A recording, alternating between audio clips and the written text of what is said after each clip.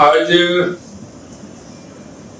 ऐसे जो कानून थे जो आज के परिदृश्य में उनका कोई ज्यादा महत्व नहीं था। पुराने ऐसे थे कि जो उस समय के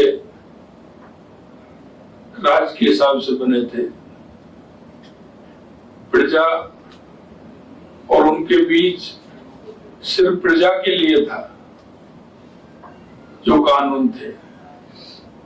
मैं अत्यंत हर्ष का विषय है कि आज देश के यशस्वी प्रधानमंत्री नरेंद्र मोदी जी के नेतृत्व में आदरणीय गृह मंत्री श्री अमित शाह जी के कॉलोनियल मानसिकता के प्रतीक आज के समय में अनुपयोगी जो हो चुके पुराने आपराधिक कानूनों को हटाकर उनके स्थान पर नवीन आपराधिक विधि 2023 को संसद में पारित करवाया है। ये तीनों नए कानून राजस्थान में भी आज 1 जुलाई से लागू हो रहे हैं। इन कानूनों में 1860 में बनी भारतीय दंड संहिता की जगह भारतीय न्याय संहिता लागू की गई है। यही नहीं, 1898 में बनी और 1973 में संशोधन हुई दंड प्रक्रिया संहिता के स्थान पर भारतीय नागरिक सुरक्षा संहिता लागू की गई है। 1872 में बने एविडेंस एक्ट की जगह भारतीय साक्ष्य अधिनियम लागू कर इन कानूनों में भारतीयता की आत्मा को स्थापित किया गया है। यही नहीं, इन तीनों नए कानूनों से भारतीय नागरिकों, भारतीयता और भारतीय संविधान की मूल भावना को भी बल मिलेगा। जिन 3 पुराने अपराध कानूनों को निरस्त किया गया है वे करीब 150 साल पुराने अंग्रेजों के शासन के समय के थे। उनके शासन के समय के जो कानून थे उनमें आप देख सकते हैं कि वो कानून प्रजा के लिए थे। प्रजा के प्रति उनका कैसी स्थिति थी ये आप उनकी भाषा और संज्ञान से भी अनुभव कर सकते हैं। पुराने कानून में अंग्रेजों के शासक के समय के कानून थे भी ये कानून थे जिन्हें विदेशी शासक ने अपना शासन बनाए रखने के लिए बनाया था। गुलाम प्रजा पर प्रशासन के लिए, शासन के लिए, करने के लिए बनाया था। वो कोई न्याय देने के लिए नहीं थे, वो सिर्फ शासन करने के लिए बनाया गया था। पुराने कानून में न्याय की कल्पना नहीं थी, इनमें केवल सजा का प्रावधान था। न्याय नहीं मिलता था क्योंकि उनको न्याय से कोई मतलब नहीं था। उन्होंने अपनी हुकूमत करनी थी, उसके अनुसार उन्होंने वो कानून बनाए थे। देश के यशस्वी प्रधानमंत्री नरेंद्र मोदी जी ने लाल किले के प्राचीर से कहा था कि हमें जल्द से जल्द गुलामी की मानसिकता और गुलामी के प्रतीक चिन्हों को समाप्त कर नए आत्मविश्वास से भरे नए भारत की स्थापना करनी है। आपने देखा होगा इस तरह के गुलामी के चिन्ह भी हैं और गुलामी की मानसिकता के वो कानून भी हैं जिनको समाप्त किया गया है। यशस्वी प्रधानमंत्री जी ने जो कहा वो करके दिखाया, इसलिए मैं उनको बहुत बहुत शुभकामनाएं देता हूं, बधाई देता हूं। भारतीय जनमानस की भावना के अनुरूप नए आपराधिक कानूनों के केंद्र में न्याय की अवधारणा, पीड़ित केंद्रित सोच तथा त्वरित न्याय के सिद्धांत को रखते हुए नवीन प्रावधानों को जोड़ा गया है। यही नहीं, ये प्रावधान न केवल महिलाओं एवं बच्चों के हितों की रक्षा करते हैं, अब तो ग्रामीण क्षेत्र के निवासियों के हितों तथा राष्ट्रीय एकता और अखंडता को अधिक मजबूत करते हुए आम जन के हितों को बढ़ावा देते हैं। इसमें आम जन के हित जुड़े हुए हैं। क्योंकि जिस तरह का व्यवहार भी उनके साथ होता था वो भी ठीक नहीं है। नए कानून में पीड़ित को जल्द न्याय उपलब्ध कराने, अपराधी के प्रति प्रतिशोध के स्थान पर पुनर्वास की भावना को प्रधानता दी गई है, क्योंकि पहले अपराधी के प्रति एक प्रतिशोध रहता था और वो प्रतिशोध का भाव इतना हो जाता था कि अपराधी सुधरने की बजाय अपराधी और ज्यादा बिगड़ने की स्थिति में रहता था। उसके स्थान पर पुनर्वास की भावना को प्रधानता दी गई है, जिससे कि अपराध को बोध भी हो और वो उसमें आगे चल करके किसी अपराध के संज्ञान में नहीं आए। माननीय प्रधानमंत्री जी के विचारों को आत्मसात करते हुए विधि विज्ञान के द्वारा अभियोजनों को और अधिक पुष्ट करने, ऑडियो वीडियो रिकॉर्डिंग के प्रावधानों के द्वारा पीड़ित पक्ष को विविध रूप से मजबूत बनाया गया है। यही नहीं, मानसिक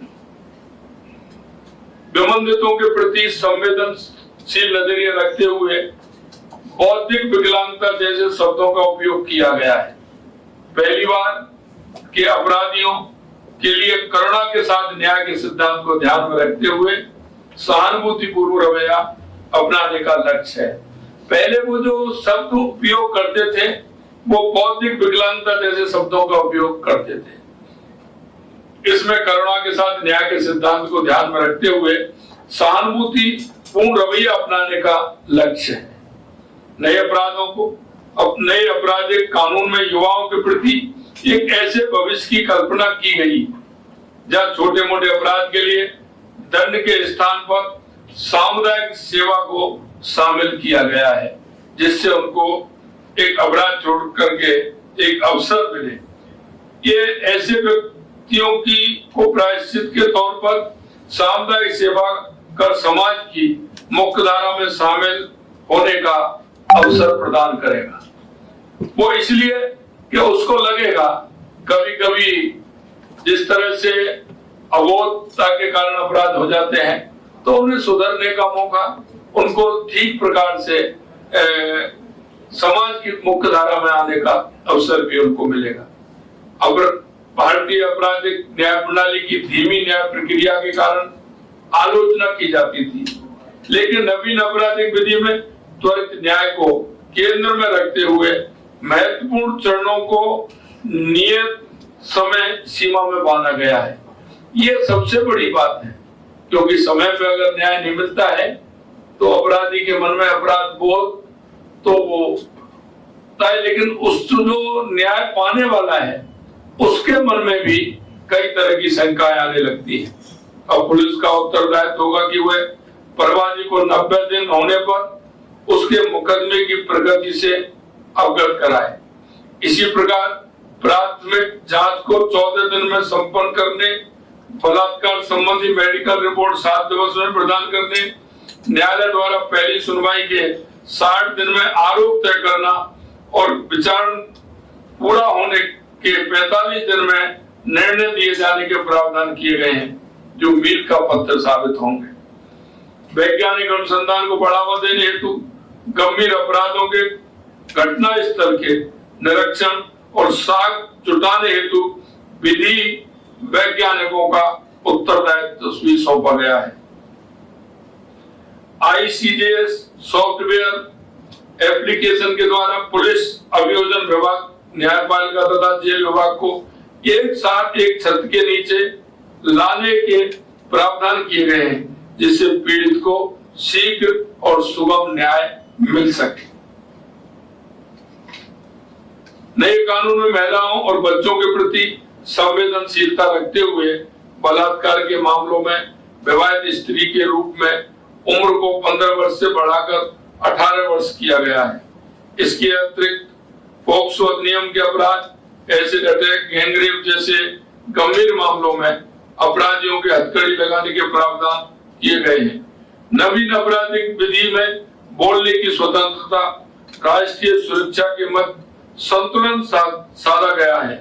सजा के डर के बगैर विचार व्यक्त करने के अधिकारों को सुरक्षित रखते हुए उन गतिविधियों के विरुद्ध सजा की कार्रवाई को सुनिश्चित किया गया है जो राष्ट्र के लिए खतरा उत्पन्न करती हैं। यह आवश्यक है कि जो राष्ट्र के प्रति खतरा उत्पन्न करते हैं उन प्रावधानों को होना आवश्यक है। नए कानून में अंग्रेजी हुकूमत की सोच को समाप्त करते हुए राजद्रोह के कानूनी प्रावधानों को समाप्त कर उनके स्थान पर देशद्रोह का स्थान दिया गया है, जो स्वतंत्र भारत के लोकतांत्रिक हितों की रक्षा करता है।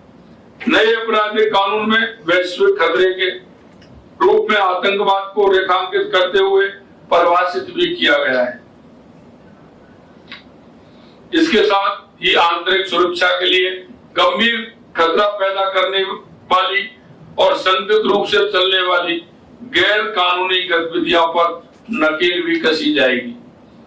मैं राजस्थान पुलिस को कम समय में ही अपने सभी पुलिसकर्मियों को नवीन कानूनों के बारे में प्रशिक्षित करने, अनुसंधान अधिकारियों के लिए मार्गदर्शिता बनाने और आमजन को सरलतम शब्दों में कानून की जानकारी देते हुए जन जागरूकता अभियान चलाने के लिए आप सभी को मैं बधाई और शुभकामनाएं देता हूं। मेरा आग्रह है कि सीएजी सदस्य, सुरक्षा सखी, ग्राम रक्षक, पुलिस मित्र जैसे समाज से जुड़े अन्य समूह नए कानूनों के बारे में जागरूकता पैदा करने और इन्हें लागू करने में अपनी सक्रिय भूमिका निभाएं। मुझे पूर्ण विश्वास है कि राजस्थान पुलिस देश के सर्वश्रेष्ठ पुलिस बल के रूप में राज्य के नागरिकों के हितों की रक्षा करने में अपने ध्येय सेवा कटिबद्धता पर सदैव खरा उतरेगी। मैं अंत में आप सभी से इतना कहना चाहता हूं कि नए कानूनों की जानकारी सभी को मिले। हमारे पुलिस थाने के सामने एक बड़ा डैशबोर्ड बना करके उनकी जानकारी भी दें, हमारी चौकियों में भी जानकारी दें, पुलिस कार्यालयों में उसकी जानकारी मिले। इस तरह का प्रावधान नए कानूनों के द्वारा ठीक प्रकार से सभी उसको समझ सकें और उनको ठीक प्रकार से किस तरह से हम लागू करते हुए उनका उपयोग करते हुए समाज के अंदर जो विश्वास पुलिस के प्रति जो होता है उसको बनाए रखते हुए पुलिस में हम पूरी तरह से जनता में पुलिस के प्रति जो विश्वास, अपराधियों में भय, उस ध्येय को लेकर के हम अपना पूरा कार्य करें। आज सभी जिला मुख्यालयों पर बीसी के माध्यम से और सभी हमारे अधिकारीगण आज से जो नए कानून लागू हुए हैं निश्चित रूप से उनका प्रचार प्रसार भी होगा। प्रचार प्रसार के साथ साथ जो राजस्थान के अंदर जिस तरह के अपराध हैं उन पर अंकुश लगाने का भी हम काम करेंगे। आज से नए प्रावधानों को लागू करते हुए आज से उनकी एफआईआर होगी, वो भी नए कानून प्रावधानों के अनुसार होगी। आप सभी बहुत बड़ी संख्या में जुड़े हैं और आप सभी ने अपना कार्य प्रारंभ किया है। इसके लिए मैं डीजी साहब एवं आप सभी हमारे अधिकारी